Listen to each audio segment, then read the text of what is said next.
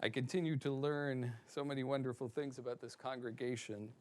And one of the wonderful things about our congregation is this tradition that we have in the summer of sharing this bima with our congregants and hearing from them and learning from them. And at each of our Kabbalat Shabbat services, we gain from a different perspective from those of your clergy.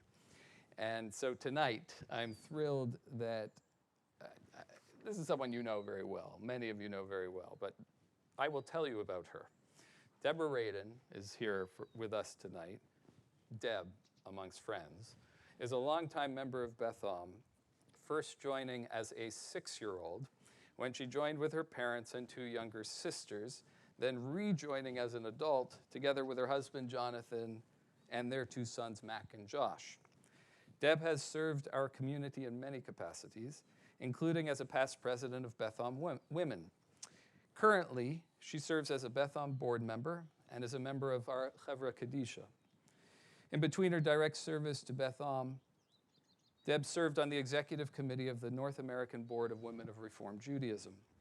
Deb is a probate, trust, and estate attorney working in downtown Los Altos, and in her downtime can often be found creating new recipes for her family with the ever-changing contents of monthly farmer-delivered produce boxes or walking the hills around Los Altos Hills with the family dog, Mitzi.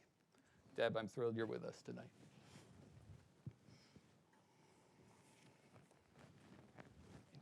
Thank you.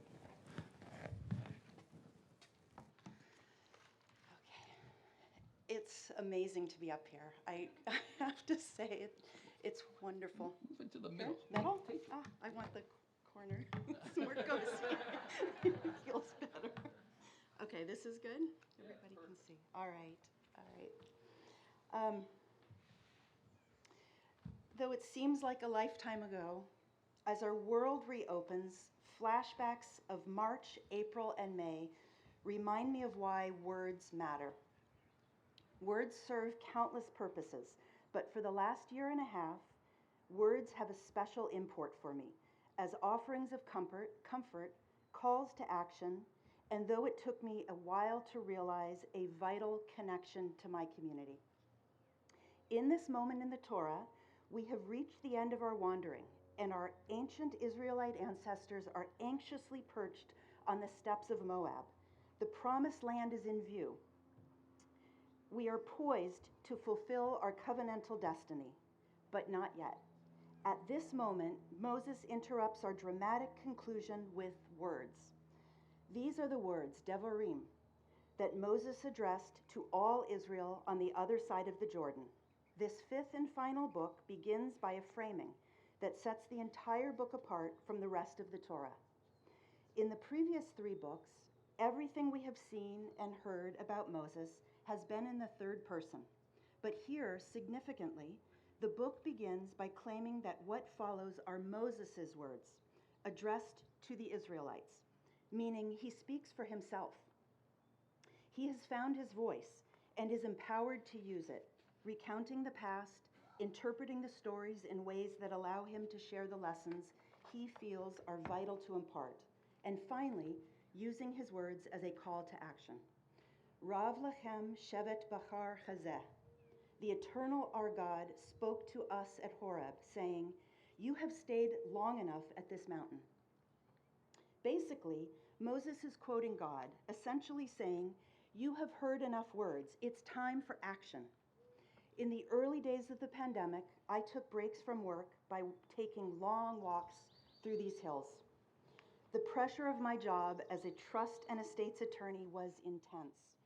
While supporting the urgent needs of clients and staff and being looked to for guidance and answers, I was suffering myself.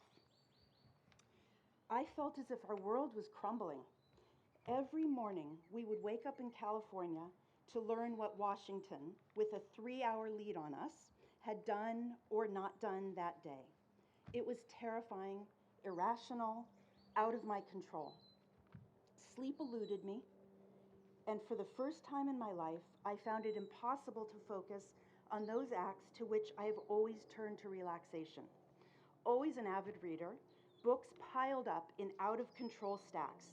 I could not get through a single volume. I'd read a chapter, put the book aside, move on to the next, urgent must read. There was so much noise. It was dissonance, and I couldn't concentrate.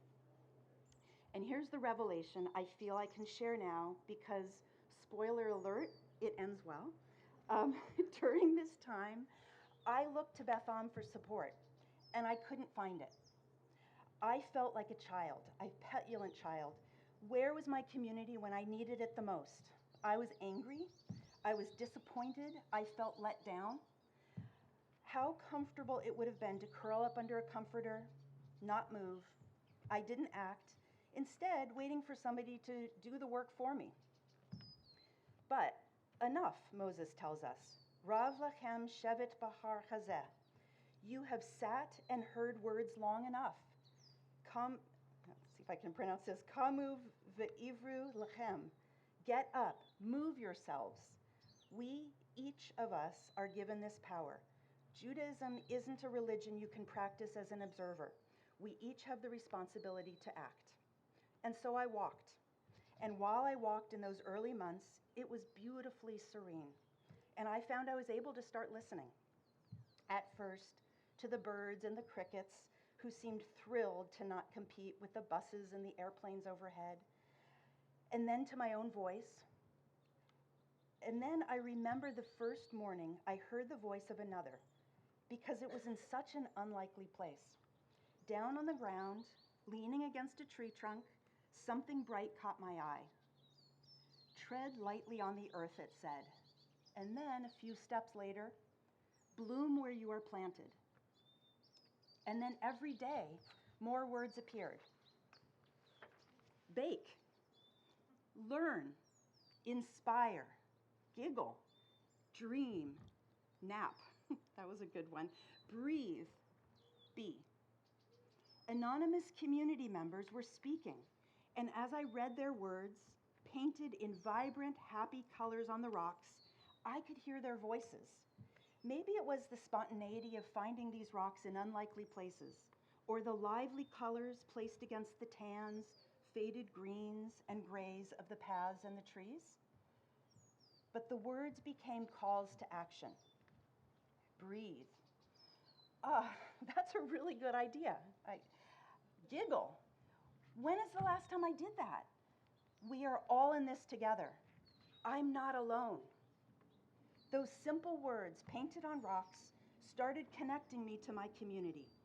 Rather than relying on elected or appointed leaders, the artists articulated their feelings, and by sharing them in this very public way, they were doing just as Moses did at Moab, taking ownership of this moment and guiding their communities to action.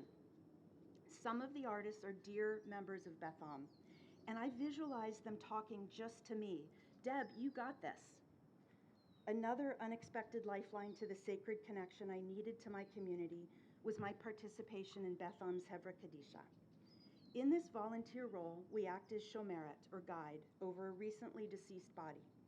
Playing this vital role in the post-death process helps maintain the tradition that the body is never alone at any time before burial. Always as a team, even through the pandemic, our group found ways to comfort grieving families and loved ones and connect in spirit with the soul of the recently departed. In the dark, pre-dawn hours, in the moments when I would pray, there were times I felt my energy connect with those of the other Hevra Kadisha members. Though not in the same room, I could hear the words and the prayers of the others. As our collective power brought healing not only to the recently deceased, but to our community and to our world. And the members were available for each other. One email that struck me, that seemed to come right out of the blue from one of our leaders, she said, I feel blessed to be in community with all of you, and I look forward to our year ahead engaging, in holy work together. Her words appeared in my inbox seemingly coincidentally at a time when I was feeling especially vulnerable and challenged, almost like another painted rock, as if to say, we are all in this together. Moses' message is the message I needed to hear. Though someone who started his leadership journey reluctant and insecure to raise his voice, Moses overcame that challenge and used his words for the benefit of all Israel.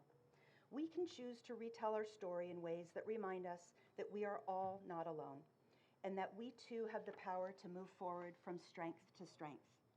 As a Bethel board member, I recently received a thoughtful letter from a fellow congregant. While articulating the limitations of remote services, he kindly acknowledged that Bethel is not doing anything wrong. In fact, he noted, I would give Bethel an A+ for trying, but not even an expert filmmaker, he said, could make a good broadcast service every week. What I found remarkable in his letter, though, was that this congregant clearly loved our community and that he felt empowered to speak up. In doing so, he knew the challenges of the recent past, but took ownership, with his words, of where our present and future should be. While words and repetitions have their time and place, we must use their clarifying power to literally and figuratively move ourselves forward to the next stage in our journey. Words matter. I took the words from my community, and they provided the strength I so needed. So, thank you all for being here the whole time, for sharing your words so that I could hear you. Though I had to look harder and more creatively than ever before to find it, when I was ready to listen, my community was here all the time. Shabbat Shalom.